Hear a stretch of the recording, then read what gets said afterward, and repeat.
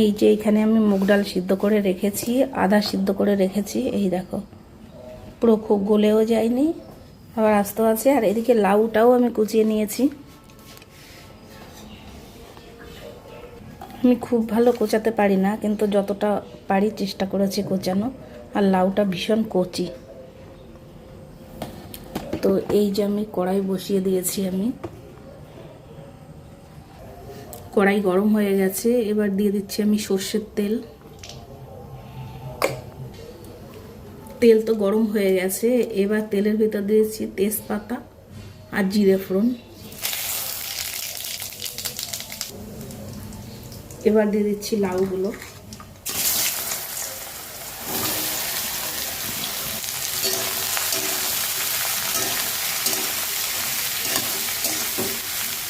একটু নাড়িয়ে নিচ্ছি একটু আমি।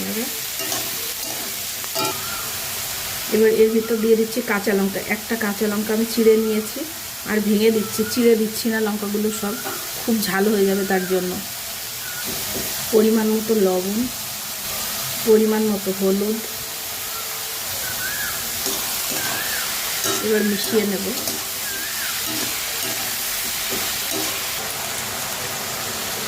প্রায় মিনিট 10 হয়ে গেছে ভাজা। দেখো লাউ থেকে একটু জল জল বেরিয়েছে। এবারে এর ভিতরে দিয়ে দেবো এই যে মুগ ডাল সিদ্ধ করা।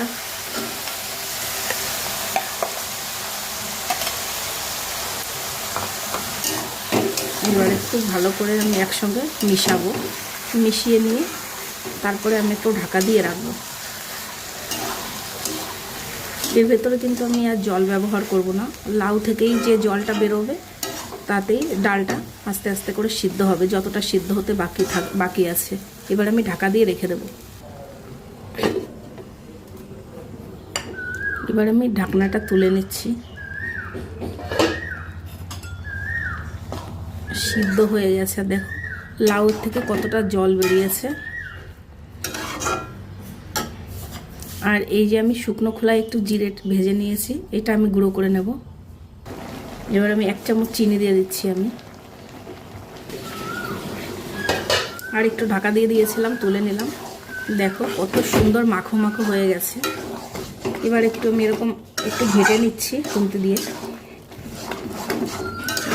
কত সুন্দর হয়েছে, পুরো লাউগুলোও আস্ত আছে। আর মুগ ডালগুলো সিদ্ধ হয়েছে, কিন্তু পুরো ভেঙে একদম ঘেটা ঘেটা হয়ে যায়নি, খুব সুন্দর হয়েছে। এবার দেখো এই যে জিরের গুঁড়োটা করে রেখেছিলাম সেইটা আমি দিয়ে দেবো। এবার এই জিরের গুঁড়োটা দিলে খুব সুন্দর একটা গন্ধ বেরোবে।